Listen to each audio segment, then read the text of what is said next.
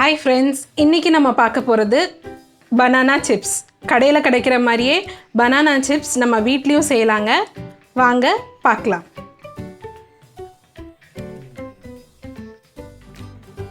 Hi friends, welcome to Easy QC. நான் உங்கள் மிஜுன். நான் போடுற வீடியோஸ் எல்லாம் உங்களுக்கு நோட்டிஃபிகேஷனா வரணும்னா என்னோட சேனல் சப்ஸ்கிரைப் பண்ணுங்க. பக்கத்துலயே பெல் ஐகான் கிளிக் பண்ணுங்க. அதுல ஆல் என்ற ஆப்ஷன் செலக்ட் பண்ணுங்க friends. நான் போடுற வீடியோஸ் எல்லாம் வாட்ச் பண்ணி என்ன சப்போர்ட் பண்ணுங்க फ्रेंड्स. சிப்ஸ் செய்ய தேவையான பொருள் என்னன்னு பார்க்கலாங்க.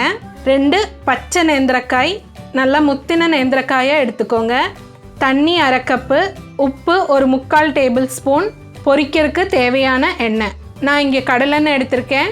தேங்காய் எண்ணெயில் பண்ணிங்கன்னா இன்னும் ரொம்ப சூப்பராக இருக்குங்க.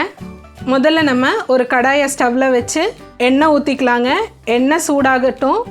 இப்போ எண்ணெய் சூடாகிறதுக்குள்ளே நம்ம எடுத்த 1/2 கப் தண்ணியில் 3/4 டீஸ்பூன் உப்பு சேர்த்து நல்லா கலந்து வச்சுக்கோங்க. அடுத்தது நம்ம வாழைக்காயை தோல் சீவிக்கலாங்க. தோல் சுத்தமாக நம்ம எடுத்துடணும். இந்த மாதிரி நடுவில் ஒரு கோடு போட்டு அந்த தோலை ஃபுல்லாக எடுத்துருங்க.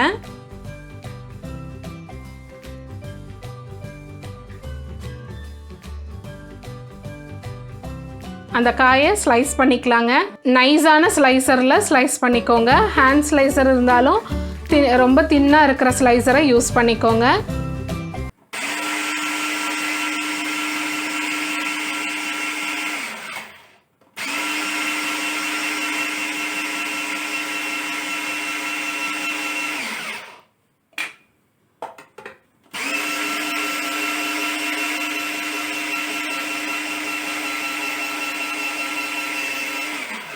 இப்போ நம்ம காய் ஸ்லைஸ் பண்ணுறதுக்குள்ளே நம்ம எண்ணெயும் நல்லா சூடாயிடுச்சுங்க. இப்போ நம்ம எண்ணெய்க்குள்ளே போட்டுக்கலாங்க. பார்த்து போடுங்க, கையிலெல்லாம் எண்ணெய் தெறிக்காமல் சேஃபாக போட்டுக்கோங்க. நேந்திரக்காய் ஒன்றோட ஒன்று ஒட்டிக்குங்க, அதனால தனித்தனியாக எடுத்து போட்டுக்கோங்க. நீங்கள் ஸ்லைஸ் பண்ணுறதா இருந்தால் டைரெக்டாக எண்ணெயில் கூட நீங்கள் ஸ்லைஸ் பண்ணி போட்டுக்கலாம். இப்போ 2-3 மினிட்ஸ் நல்லா ஃப்ரை பண்ணுங்க. இப்போ இந்த வீடியோவை நீங்கள் ஃபஸ்ட் டைம் பார்க்குறதா இருந்தால் என்னோடய சேனலை சப்ஸ்கிரைப் பண்ணுங்கள். பக்கத்துலேயே பெல் ஐக்கான் கிளிக் பண்ணுங்கள்.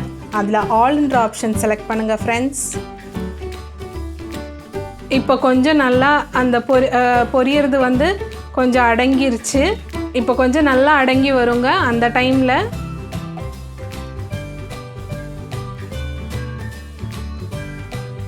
நல்லா ஃப்ரை பண்ணிகிட்டே இருங்க.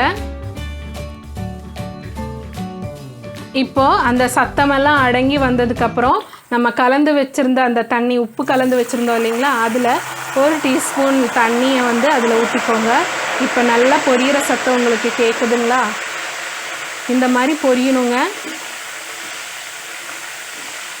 இப்போ என்னென்னா அந்த தண்ணியெல்லாம் இவாப்ரேட் ஆகி போயிடும். அந்த உப்பு சத்து வந்து அந்த காய் நம்ம வறுத்த அந்த சிப்ஸில் நல்லா பிடிச்சிக்குங்க. இப்போ அவ்வளோதான். இப்போ நம்ம அந்த அது நல்லா அந்த பொரியிற சத்தம் அடங்குற வரைக்கும் நம்ம நல்லா ஃப்ரை பண்ணிகிட்டே இருப்போங்க.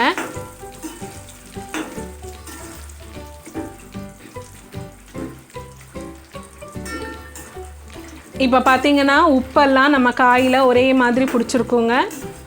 இப்போ அந்த பாருங்கள், சத்தம்லாம் அடங்கிருச்சு. இப்போ நம்ம எடுக்கிறதுக்கு டைம் ஆகிடுச்சு. எடுத்துக்கலாங்க. நல்லா உங்களுக்கு எடுக்கும்போதே தெரியும் அந்த சத்தம். நல்லா கிளுகிலான நல்லா ஃப்ரை ஆன அந்த சத்தம் கேட்குங்க. சிப்ஸோட சத்தம் வருதுங்களா?